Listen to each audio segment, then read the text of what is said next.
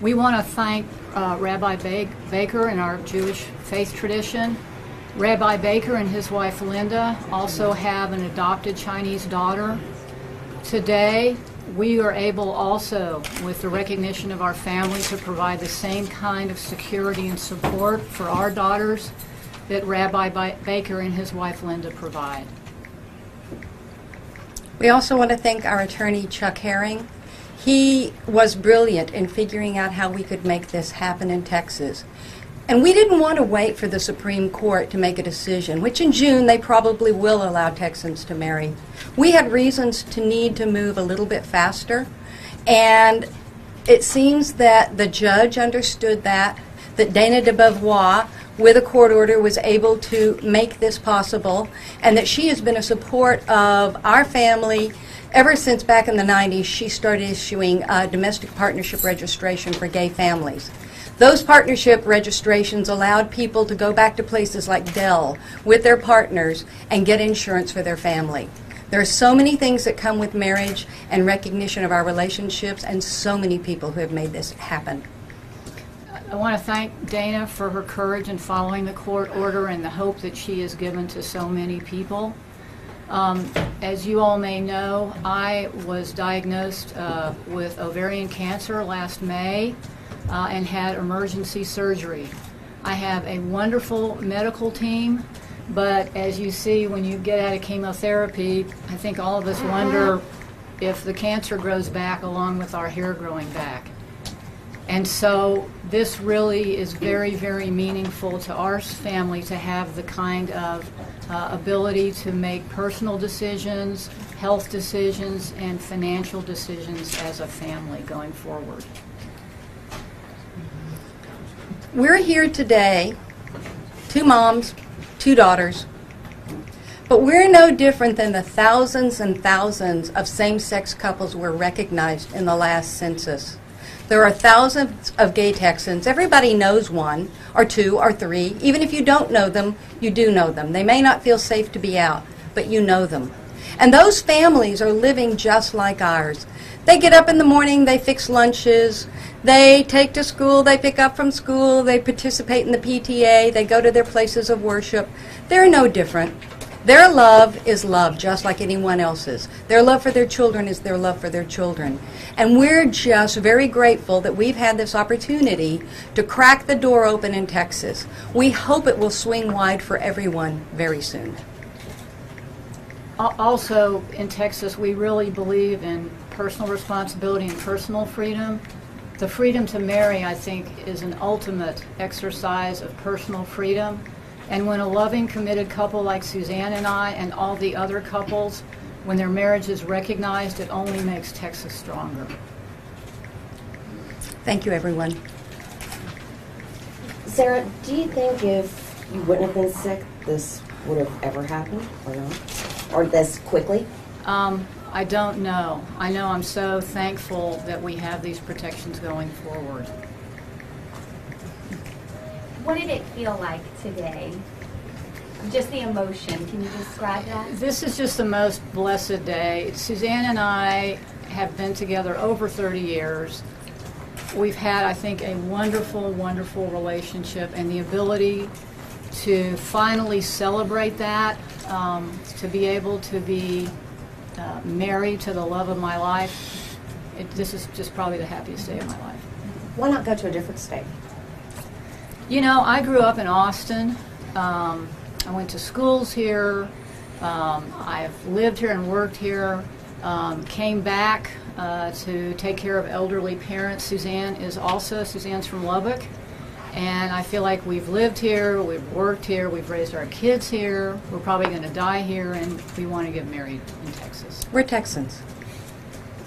This all happened so quickly. I mean, from the order coming down from Judge, Herman to saying all of this stuff. What has the last few days been like for you? Describe the whirlwind. It's been a whirlwind of love and support. It's been a whirlwind of trying to figure out logistically, could this happen?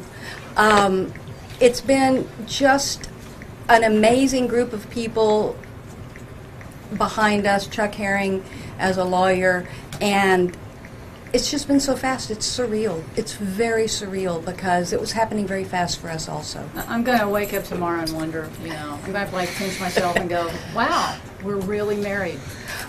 We were down at the courthouse 8 years ago when very politely one of the clerks for Dana de Beauvoir said, sorry, I can't marry you two. And a lot has happened in 8 years. I think there's a lot more understanding.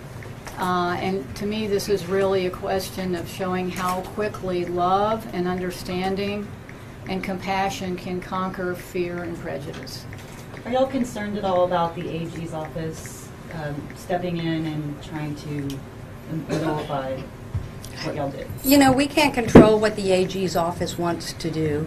And if they want to come in and try and undo this, they will. But we have a valid marriage license, and I don't think they can. I don't think there's anything stopping any other couple from taking a similar step. The court, you never know what a judge is going to do. You never know how rulings are going to go.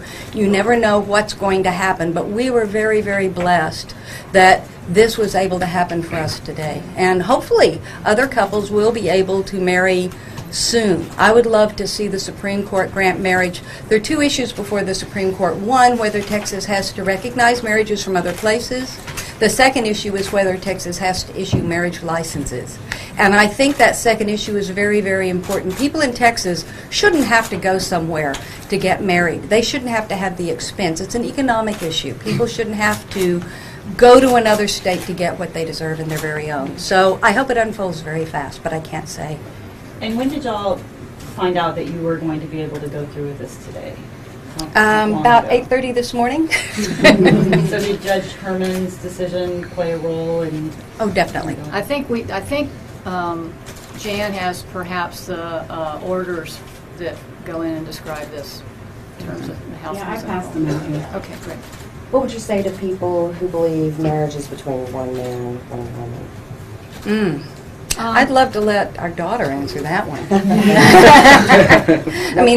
Tell about, does it take one man and one woman? I definitely don't think it takes one man and one woman to raise a child. Clearly, they've done a very good job with me. And, they achieve the same thing with my sister. And I don't think that, the world is changing, and it's no longer the benefits of, the man works, the woman stays home and cleans. That's just not the way the world works anymore, and I think Texas needs to step it up and get with the program. What would you say to young LGBT students and people right now about your journey and how they have hope for the future? Have hope, have faith. We know that people their age, young people, are very supportive of LGBTQ couples, and so I hope that they will find and can find communities and people that support them and make their journey easier. Have you had any interaction with Nicole Devetman and Cleo, and what are their sentiments regarding this marriage? I'm sure they're ecstatic. We haven't, I don't think, heard from them today. But not today, but we're so proud of what they've done. And they're just wonderful women. They also, I think, have now a second pregnancy. Second baby's on the way any day now. And we're very, very happy for them.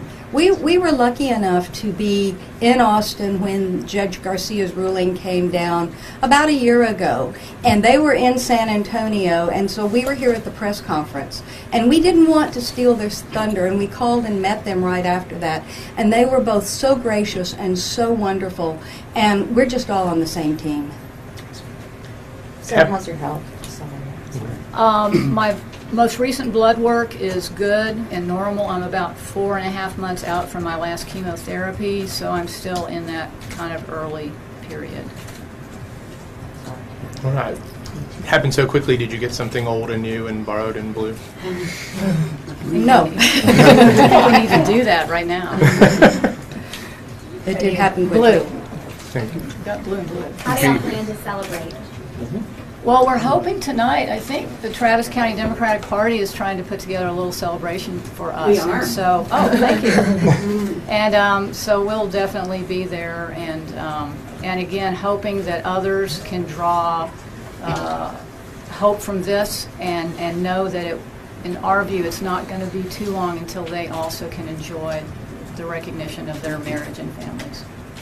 We had a wonderful rabbi, Carrie Baker, who is a friend today, and it was very beautiful to have the service and the blessing and the spiritual side. But I'm pretty sure we'll also have, like people who go to another state and come back, we'll have a ceremony that borrowed and blue and old and new, and a party, and we'll really celebrate.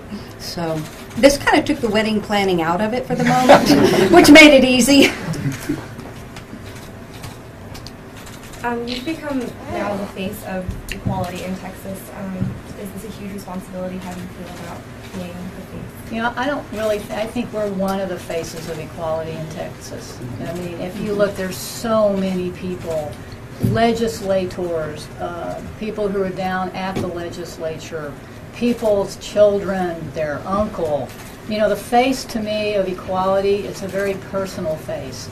And I think that is why we have been able to come so far so fast, is the loving interaction in families who know or come to know that they have an LGBT family member. Did y'all have any difficulty in adopting your daughters because of your being a couple? Actually, when we adopted our daughters, we weren't married, and the requirement was, are you married or not? And so we were able to adopt as single parents and then do what is called a second parent adoption. I'm an attorney, and what I do is second parent adoptions for hundreds of families throughout Texas over the last 20 years, basically. And so that was really a non-issue. The question said, are you married? And we said no at the time. And how old are your daughters today? I'm 18. I'm 13. And they came into our lives when they were both about less than 2 years old. Awesome. Are you Dawn? Yes. Okay. 19. 19. How does it feel now that your parents are officially married? Well, to me, it doesn't feel any different. It's always been this way, and I feel like it's always going to be this way. Dawn? Pretty much, yeah. Nothing's really changed except, you know, the legal issues that follow this. And so, I mean, we're still a family. It's just now other people can see us as a family. You said 8 years. Oh, I'm so sorry. You said 8 years ago you guys tried to obtain a marriage license. Have you tried again between then and now? There was a press conference at the district clerk's office, and we were there, and we carried a sign which had pictures of these girls 8 years younger, and it said 22 years and 2 kids. And we had a little sign and went to the press conference. We went into the clerk's office, and they said, we're sorry, we can't issue you a marriage license. They were very gracious.